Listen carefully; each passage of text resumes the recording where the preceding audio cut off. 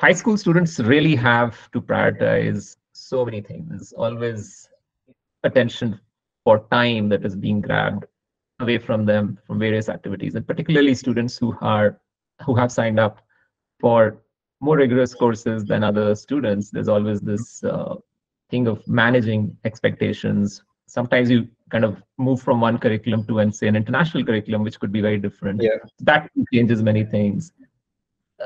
Particularly, what are the challenges that you faced as a high school student?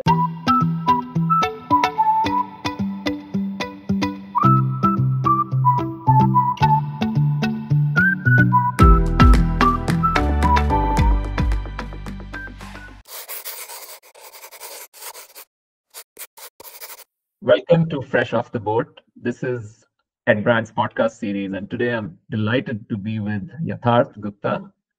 Yatharth is graduating from SP Jain's global business degree program, where every few months he travels to different locations in different parts of the world, and not only immerses in the culture through that program, but also learns about different business functional areas and opportunities that are propping up around the world.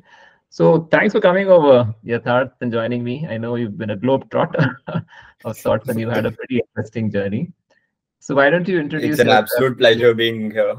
Yeah, so do introduce yourself from your Doon school year days to a little bit now. So, from a very young age, it was always a dream for my parents, I would say, to get me into Doon school. Once I was in there, for the next 6 years, life seemed pretty stable and stagnant. That was my entire world. Pretty great school, pretty great teachers. I don't think I can find a single thing to complain about. Then, as the graduation approached, then reality actually hit me that, now I have to actually go to a college. And that's when I came in contact with you. Luckily, helped me out with all my processes. So now I'm in my third college and my fifth country only for my undergrad program. So overall, holistically, I think it's been a great experience. Yeah, I know you initially in 2019 went to Wheaton College, and then for whatever reason it wasn't the right place for you, and then you transferred to Bryant, and then the pandemic hit in 2020, and I think obviously parents, everyone else would have advised you to come back, and then you joined SPJ. So it's been quite a whirlwind of a college sort of experience for you. But I'm glad, in retrospect, it's all worked out, and you've been doing interesting things, not just through the school that you're in, but other opportunities we'll get to know. But I wanted to rewind a little bit about life at Doon, and I want to just take a minute or so to talk about high school students really have to prioritize so many things. There's always attention for time that is being grabbed away from them from various activities, and particularly students who have signed up for more rigorous courses than other students. There's always this thing of managing expectations. Sometimes you kind of move from one curriculum to, and say, an international curriculum, which could be very different. Yeah. That changes many things. Particularly, what are the challenges that you faced as a high school student? And what are the different assignments that perhaps challenged you, or projects that you did perhaps that kind of took you by surprise, and you had to reorient and relearn and retool yourself to do better? So I'll approach this from 2 points. One is a very mental state oriented approach, how that was a major issue for me, and the other very pragmatic assignment based problems that I faced. So firstly, I was from a very young age, I was from a small town, Aligarh. So up until the third grade, I was in the middle of a student from Aligarh. I was always the class topper, the family star kid. Went to a preparatory school, which was where my entire batch was maybe 10 or 15 people. So very easy to outshine people there also. And then when I finally entered Doon, I realized I've been living a lie. I'm not the great Yatharth that I thought I was. So right from 7th grade up until 10th or 11th grade, I was still absorbing the reality that these are the people who I actually have to compete with or compete against in the real world. So that really gave me I would say that punched me down a lot for a few years. My confidence was like pretty shattered, but it was a nice eye-opening experience. So now from 7th grade until 10th grade, I was in ICSE, the proper Indian curriculum. For whatever reason, I ended up choosing IB, which I do not regret at all. The first few months of IB, I don't know how many times I would have been this close to just leaving IB forever. It was such a shock for me because one day I'm writing projects on colored sheets and making them beautiful by using colored markers. And the next day I'm expected to write a project report on a business which is operating in India and how external factors can affect their profitability. So it was a major, major shock. Now IB, again, kicked me a lot, but it taught me so much more about the real world that beautifying your project wasn't the point. The content in it is. Especially the TOK part. I think one of the major edges that I would have today against the people around me is that I actually studied TOK, which made me question every why. Why? Like, from very basic ideas, as if, for example, is math invented or discovered? Is math true or is it a man-made fallacy? To maybe lesser important questions as to why have you even taken IB? So everything had a why, what, and when attached to it, which has opened up so many more thinking, channels for me now. So I'll delve a little bit more deeper and move more towards your interest in business and all of that. Colleges want to know students' academic life or academic journey and their student life and their extracurricular journey while they're in school. For the academic part, they probably think when they read an application, how did the student's academic coursework or course load in a particular area or interest influence their decision to apply for a certain major? Or sometimes they might think, were there any specific teachers or mentors who significantly impacted their academic journey? Or something like, did you really seek the right support and challenge yourself by taking on more rigorous courses or doing very interesting projects? And more or less, they also want to figure out, in the whole scheme of things, what was your vision to manage your time and balance everything out? So this is a very important part for an admissions officer to read, because it gives them a hint as to what kind of student you will be when you get to college. So that's one part. The second part, which obviously you have to grapple, is growing up, being in high school, the last 2 years of high school, you get a lot more freedom in most schools. And then as well, balancing your extracurricular interests and even looking at different responsibilities.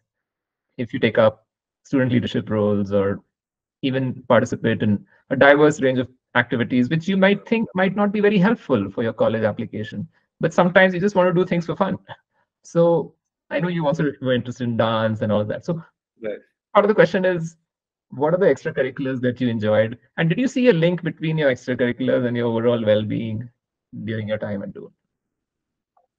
I would say that Doon is definitely a school where if you're a purely academic oriented student, it's not the right place for you anyway.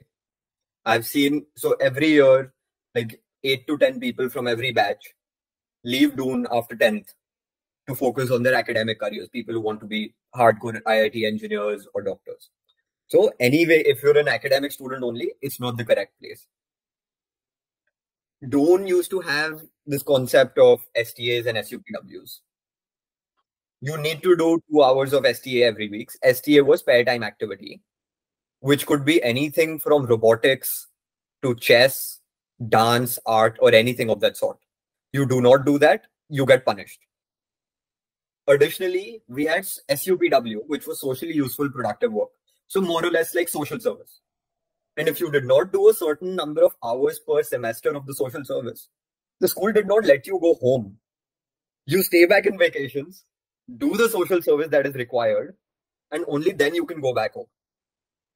So overall, so our main building, the academic block, had a very famous quote from our first headmaster, A.E. Foote, that we want the students of Doon to be a member of an aristocracy, but it should not be an aristocracy of wealth or power, but rather aristocracy of service. And I think that is something that Doon embedded into me from a very young age. So even after exiting Doon, once I came back home, my family runs a lot of charities in forms of temples and all girls education colleges. I could actually see myself in the long run working on the ground with the people, empowering them, educating them, giving them new opportunities to explore, and without any selfish motives. Because this was just ingrained into my mind that society has given a lot to me and I need to somehow pay it back. And just by the virtue of being around people on the ground, I managed to gain so much more in my life, new perspectives, new connections, new people, and new opportunities just by being on the ground. So it was definitely one of the major impacts that Doon had on me. And as a student in Doon, I think I played every sport there is except badminton, I believe, on the inter-house level. I participated in drama, music, dance, chess. So pretty much a very well-rounded life I led in Doon. And after graduating, you realize that these are things that actually help you network. So the other day, I was just I'm in Sydney. So I was just sitting outside our house, and there's a huge chessboard painted on the ground with large pieces. And I was just playing against myself on the chessboard. And I suddenly see a person walk in and play. He beat me pretty bad. Turns out he was an international chess master. You know, we had a short conversation, had a few talks. I might even go out for a couple of drinks with him. But just by being near the chessboard, I managed to make such a good connection. So I think everything outside academic, if you feel might be useless for your college admissions, it is not. Excellent answer. I think this is so well articulated. School is also a place where you make lifelong friendships, you find inspiring teachers, mentors, coaches. There's that space that you have in a community of care that is very, very difficult to replicate in later parts of your life or later years of your life.